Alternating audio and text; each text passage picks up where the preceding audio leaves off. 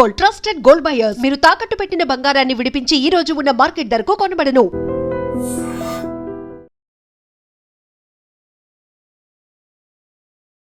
సంపాదన ముసుగులో పడి మనం ఏం కోల్పోతున్నామో ఒకే ఒక్క గ్రామం మనకి కళ్ళకు కట్టినట్లు చూపిస్తోంది.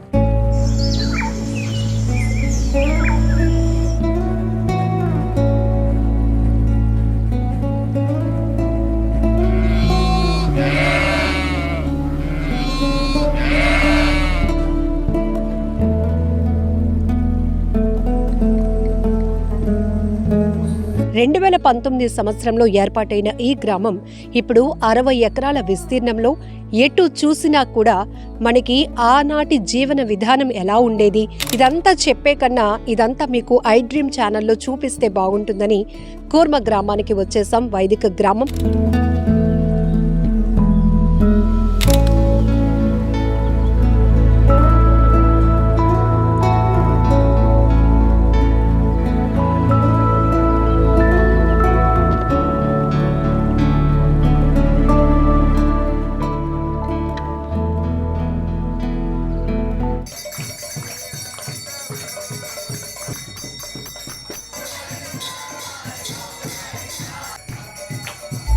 వేలాది మంది దేవతలను ఒక్కొక్కరు ఒక్కొక్క దేవతలను పూజిస్తూ ఉంటారు. ఎవరి భక్తి వాళ్ళది. కానీ మనం హిందువులు అనేటప్పటికి ఏంటి ఫస్ట్ గా మనం దేన్ని ప్రాముఖ్యంగా తీసుకోవాలి అంటే వేదాస్, పురాణాస్, ఉపనిషత్స్ దీని నుంచి రిలేట్ అయి ఉండాలి. అందరినీ మనం గురువుగా స్వీకరించి వాళ్ళు చెప్పే మార్గంలో మనం వెళ్ళటం వల్ల అది రైట్ వే కాదు అనేది భగవద్గీత స్వయంగా చెప్తోంది. ఎవరు గురువు? గురువు అంటే అతను ఆత్మదర్శి అయి ఉండాలన్నమాట. హరే కృష్ణ. అంటే మనకి వేదాలు, ఉపనిషత్తులు ఇలా చాలా ఉన్నాయి. ఒక్కొక్కరు ఒక్కొక్క రకమైన ఈ స్పిరిచువల్ డిస్కషన్స్ వచ్చినప్పుడు ఒక్కొక్కరు ఒక్కొక్క దాన్ని గైడ్గా తీసుకుని ఉంటారు. అయితే మనకి కూడా ఒక కన్ఫ్యూజన్ ఏంటి అంటే మీరు అనునిత్యం కృష్ణరామ నామస్మరణలో ఉంటారు కాబట్టి హరే కృష్ణ హరే రామ అని. బట్ మిగతా వాళ్ళు వేలాది మంది దేవతలను ఒక్కొక్కరు ఒక్కొక్క దేవతలను పూజిస్తూ ఉంటారు. ఎవరి భక్తి వాళ్ళది. కానీ మనం హిందువులు అనేటప్పటికి ఏంటి ఫస్ట్ గా మనం దేన్ని ప్రాముఖ్యంగా తీసుకోవాలి అంటారు? యాక్చువల్గా శృతి, స్మృతి, పురాణాది పంచరాత్రి విధిం విన ఐకాంతికిర్ హరేర్ భక్తిర్ ఉత్పాత ఏవే కల్పతే. యాక్చువల్ మన వేదాస్లో ఏం చెప్పబడిందంటే మనము ఏ గ్రంథమైనా పవిత్ర గ్రంథం అని భావించాలి అంటే ఆ గ్రంథము దేని మీద ఆధారపడి ఉండాలి అంటే వేదాలలో నుంచన్నా అది ఆధారపడి ఉండాలి, లేదా స్మృతి అంటే ఉపనిషత్తులు, లేదా పురాణాస్. ఈ మూడింటి నుంచే మనం రిఫరెన్సెస్ తీసుకోవాలండి. అంతేకాని ఎవరో రాశారు బుక్స్ అది తీసేసుకొని నాకు భక్తి అర్థమైపోయింది లేకపోతే నాకు ఆధ్యాత్మికం వచ్చేసింది అని ఇలా బుక్స్ చదవడం కాదు. ఆ బుక్ ఆథర్ లేదా అతని గురువు లేదా ఆ బుక్ దేనికి సంబంధించింది అంటే మనం దేన్ని ప్రామాణికంగా తీసుకోవాలి. ఐదర్ వేదాస్, పురాణాస్, ఉపనిషత్స్ దీని నుంచి రిలేట్ అయి ఉండాలి. ఓకే. కానీ ఇవి కూడా చాలా బుక్స్ ఉన్నాయి. పురాణాస్లో 18 పురాణాస్ ఉన్నాయి, ఉపనిషత్తులో 108 ఉపనిషత్తులు ఉన్నాయి, వేదాస్లో 4 వేదాస్ ఉన్నాయి. ఒక్కొక్క వేదం చదవాలంటే 12.5 సంవత్సరాలు పడుతుంది. ఆ మనిషి ఆయువంతా అయిపోతుంది. అది చదవడం ఏమో మళ్ళీ ఆచరించడం కూడా చాలా డీప్ గా వెళ్ళాలి. మళ్ళీ కృష్ణుడు చెప్తున్నాడు భగవద్గీతలో వేదాస్ చదివిన తర్వాత కూడా లాస్ట్ కి కన్క్లూజన్ లేకుండా మిగిలిపోయే వాళ్ళు చాలా మంది ఉంటారంట. అంటే భగవంతుడు ఆకారుడా నిరాకారుడా క్వశ్చన్ దగ్గరకు వచ్చి ఆగిపోతారండి. అంటే అతనికి రూపం ఉంటుందా? ఇది చాలా మందిలో ఉన్న డౌట్. భగవంతుడికి రూపం, మనం అనేక రూపాల్లో భగవంతుడిని కొలుస్తున్నాం, కానీ రూపం లేనివాడు అంటే ఏ జీవిలోనైనా తాను ఉన్నాను అనేవాడే పరమాత్మ అంటాం. ఇది ఒక లెవెల్ ఆఫ్ అండర్స్టాండింగ్. ఇది వేదాస్ లో కన్క్లూజన్ లేకుండా ఎండ్ అయిపోయే స్టేట్మెంట్ ఇది. ఏంటంటే భగవంతుడు సర్వంతర్యామి అన్నిట్లో ఉన్నాడు, కానీ అతను నిర్గుణుడు నిరాకారుడు అని చెప్పేస్తారు ఫైనల్ గా. కానీ యాక్చువల్గా వేదాస్లోనే చాలా ఇంపార్టెంట్ వాక్యం ఉంది, నారాయణ పర అవ్యక్తాత్. Narayana is the supreme person, he's a person, he staying in Narayana పర. అంటే ఈ భౌతిక జగత్తుకి పైన ఉన్న లోకంలో నారాయణుడు అనే వ్యక్తి ఉన్నాడు అని చెప్తున్నారు. పర్సన్ మీన్స్ అంటే ఒక రూపం ఉంది కదా. ఉంది. ఇక్కడికి మీరు చూడండి, భగవంతుడికి రూపం ఉంది, ఒక ఆన్సర్ దొరికింది, ఒప్పుకున్నాను. రెండోది ఏ గ్రంథం చదవాలి. ఇక్కడ మనం కొంచెం అన్నిటినీ కూడా కలపాలి అండి. అన్ని గ్రంథాలను కూడా కొంచెం మనము డీప్గా అనలైజ్ చేయాలి. ఇవన్నీ గ్రంథాలు రాసింది ఎవరు? యాక్చువల్గా వ్యాస మహర్షి. వ్యాస మహర్షి మనకు ప్రామాణిక ఆచార్యులు. ఎందుకో వ్యాసాయ విష్ణు రూపాయ వ్యాస రూపాయ విష్ణువే. వ్యాసుడు విష్ణువు కాబట్టి ఆయన ఇప్పుడు భగవంతుడి గురించి చెప్పాలంటే ఎవరు చెప్పాలంటే నేను చెప్పలేను, భగవంతుడే చెప్పాలి. కాబట్టి ఆయన వ్యాస రూపంలో వచ్చి అన్ని ఈ ఇన్ఫర్మేషన్ మనకి ఇచ్చాడు. ఎవరు? ఈ భౌతిక జగత్తులో మనకు ఇన్ఫర్మేషన్ ఇచ్చింది వ్యాసుడు. సో వ్యాసుడు ఇచ్చిన దాంట్లో వేదాలు, పురాణాలు, ఉపనిషత్తులు ఉన్నాయి. మరి ఇందులో ఏది కన్క్లూజన్ అంటే వేదాలు చదవడానికి ఆయువు తక్కువ ఉంది, ఉపనిషత్తులు చాలా టఫ్, ఒకవేళ అర్థం చేసుకున్న దాన్ని ఒక్కొక్కరు ఒక్కొక్క అర్థంగా చెప్తున్నారు.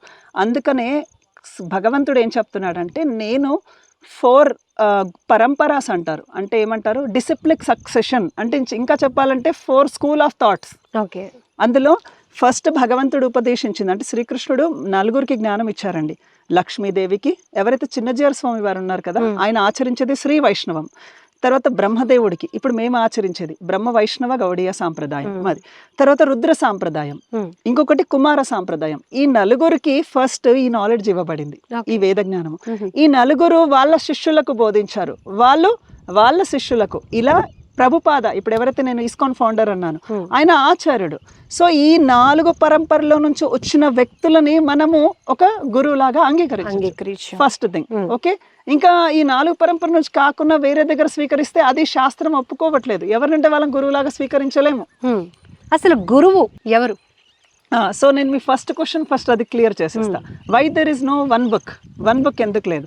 సో ఈ వేదాలు, ఉపనిషత్తులు, పురాణాలు అన్ని కూడా కలియుగ జనులని కన్ఫ్యూజన్ చేస్తున్నాయని వ్యాస మహర్షి యొక్క గురువు నారదముని వ్యాసుడి దగ్గరకు వచ్చి నువ్వు అందరినీ కూడా కన్ఫ్యూజ్ చేసేస్తున్నావు. ఏమని? ఓకే, నువ్వు ఈ దేవతను ఆరాధించు, ఆరోగ్యం బాగుంటుంది, నీ బిజినెస్ బాగుండాలి అంటే నువ్వు ఈ రత్నం పెట్టుకో, ఈ ఉంగరం పెట్టుకో, లేదా ఈ వ్రతం చేపించు అని వాళ్ళకన్నీ కూడా భౌతికమైన ప్రేరణలు కలిగిస్తున్నావు. But ultimately the goal of life is to go back to Krishna, భగవంతుడి దగ్గరికి వెళ్ళడం అనేది నువ్వు మర్చిపోయావు.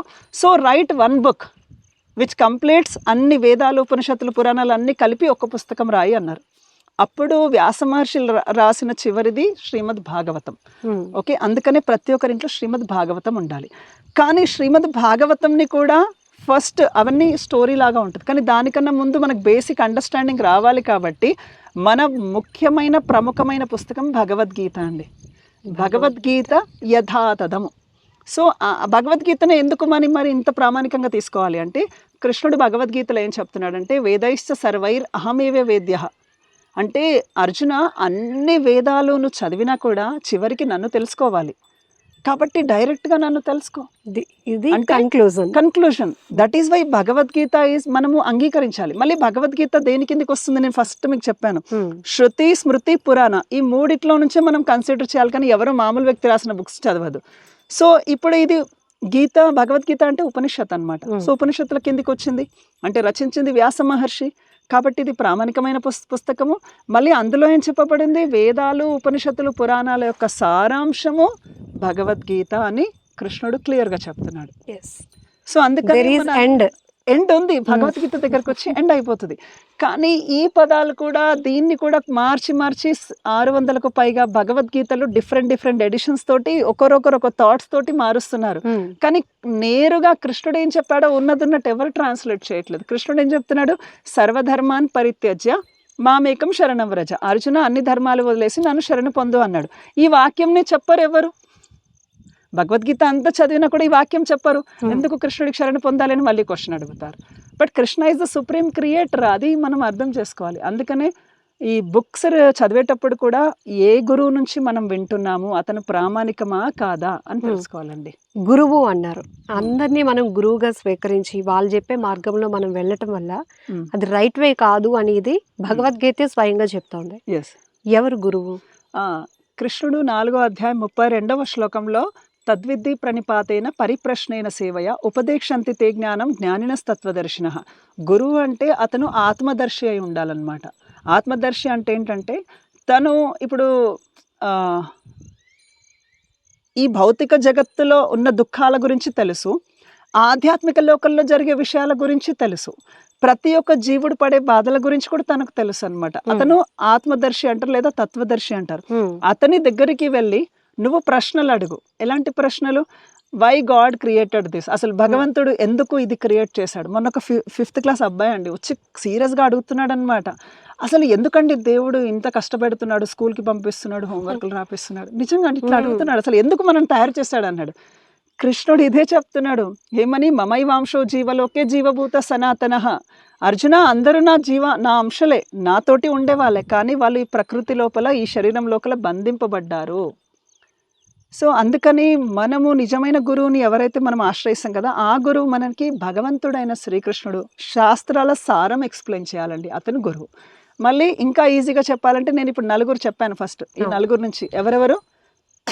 లక్ష్మీదేవి, బ్రహ్మ, రుద్ర అంటే శివుడు, కుమార అంటే బ్రహ్మకి నాలుగురు కుమారులు ఉన్నారండి. కుమారాస్ అంటారు. అందులో ఒకరు సనత్ కుమార్ అని ఉంటారు. అతని నుంచి వచ్చిన గురు పరంపర. ఈ నలుగురు నుంచి ఏ గురువు వచ్చినా మనం యాక్సెప్ట్ చేయొచ్చు. కానీ ఎవరైనా ఇట్లా నేను ఇంట్లో కూర్చున్నాను, నాకు పూర్తి జ్ఞానం వచ్చేసింది, నేను మీకు జ్ఞానం బోధిస్తాను రండి అంటే, మీకేం జరగబోతుందో నేను చెప్పగలుగుతాను, మీ సమస్యలు తీర్చేయగలుగుతాను అంటే కాదు. ఎందుకంటే సమస్యలు ఎవరు తీర్చలేరండి. ఒకవేళ ఇప్పుడు అంటే నేను వేరే రిలీజియన్స్ గురించి చెప్పట్లేదు, జస్ట్ ఎగ్జాంపుల్ చెప్తున్నాను. అందరూ ఆరోగ్యాలు బాగు చేస్తామని ఎన్నెన్నో సభలు కొందరు నిర్వహిస్తున్నారు, కానీ ఆ నయం చేసే వాళ్ళే జెమ్స్ హాస్పిటల్లో నాకు కనిపిస్తున్నారు. మరి ఇట్లా జరుగుతుంది చీటింగ్. సో ఎవరు ఏది నయం చేయలేరండి. జీవుడు చేసిన కర్మ ప్రకారంగా చాలా వరకు అనుభవించాలి. కొన్ని ఉపశమనాలు దొరుకుతాయి, కానీ ఫైనల్గా మాత్రం one has to suffer his destination. అతను అనుభవించాల్సిందే. మేబీ అది పెద్ద మొత్తంలో చిన్న మొత్తంలో అనేది ఉపశమనం కలిగించవచ్చు, కానీ అల్టిమేట్లీ అందుకే ఇట్లా కొందరు చెప్తారు కదా, ఇట్లా కొన్ని మ్యాజిక్స్ చేస్తారు, నీ ప్రాబ్లమ్స్ అన్నీ తొలగిపోతాయి, ఇంతే ఒక 5,000 ఇచ్చేసి కాళ్ళు మొక్కేసి నీకు అన్ని ప్రాబ్లమ్స్ తొలగిపోతాయి. ఇలాంటి అనేక వేరే వేరే మతాలలో కూడా ఇలాంటి సిస్టమ్స్ ఉన్నాయి, బ్లాక్ మ్యాజిక్స్. ఇవన్నీ నమ్మకండి, శాస్త్రంని నమ్మండి, భగవద్గీతని నమ్మండి. Thank you.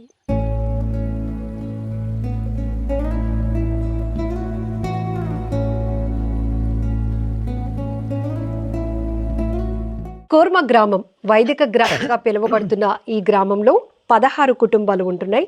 వచ్చే ప్రతి ఒక్క విజిటర్ ఇక్కడ ఆ ప్రాచీన అంటే పాతకాలపు పద్ధతిలో జీవన విధానం ఎలా ఉండేది, ఇప్పటికీ కూడా ఇంత బిజీ లైఫ్లో ఈ టెక్నాలజీతో పరుగులు పెడుతున్న లైఫ్లో ఇది సాధ్యమేనా అనుకున్న వాళ్ళకి వాళ్ళ లైఫ్ స్టైల్ని మనకి కళ్ళకు కట్టినట్లు చూపిస్తున్నారు. ఇప్పుడు మనం ఒక హౌస్ని చూద్దాం.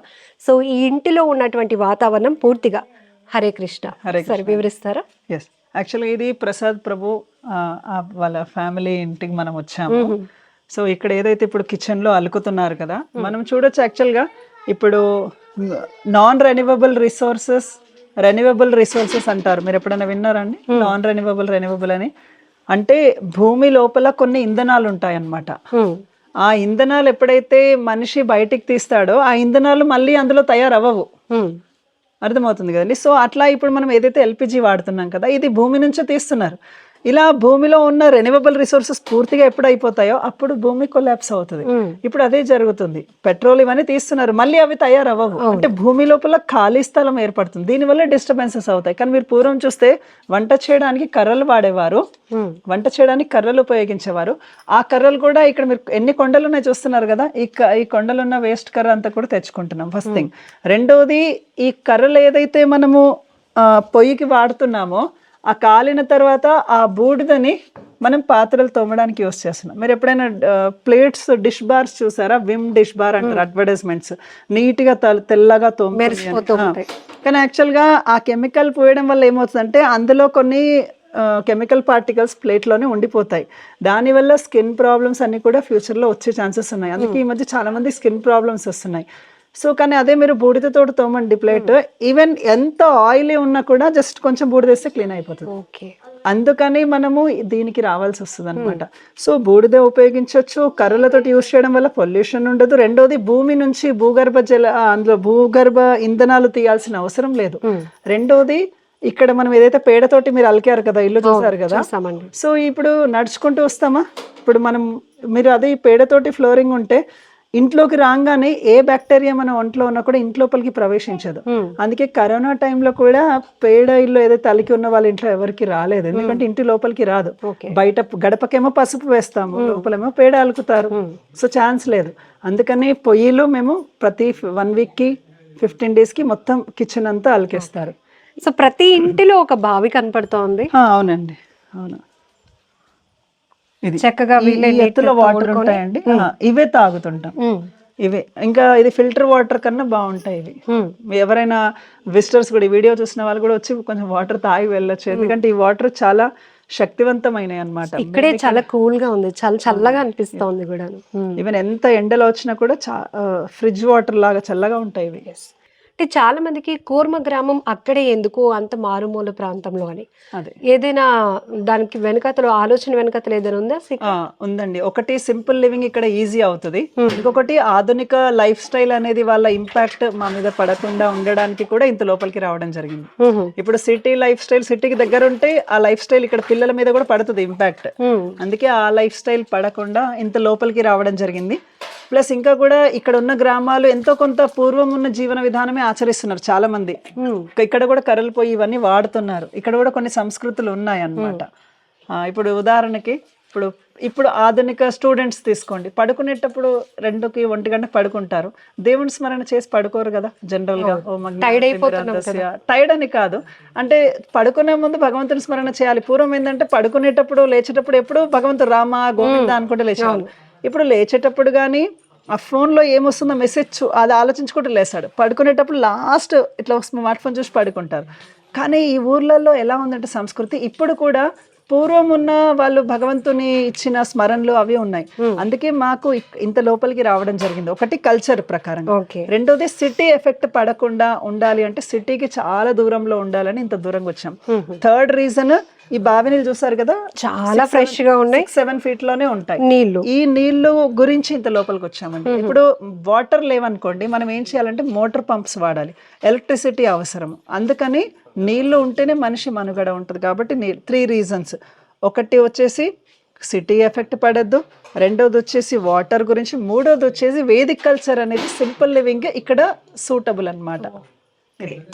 హరే కృష్ణ. నమో విష్ణుపాదాయ కృష్ణ ప్రేష్టాయ భూతలే శ్రీమతే భక్తి వేదాంత స్వామిన్నితి నామినే నమస్తే సారస్వతే దేవే గౌరవాణి ప్రచారిణే నిర్విశేష శూన్యవాది పాశ్చాత్య దేశతారిణే హరే కృష్ణ కృష్ణ కృష్ణ హరే హరే హరే రామ రామ రామ హరే హరే.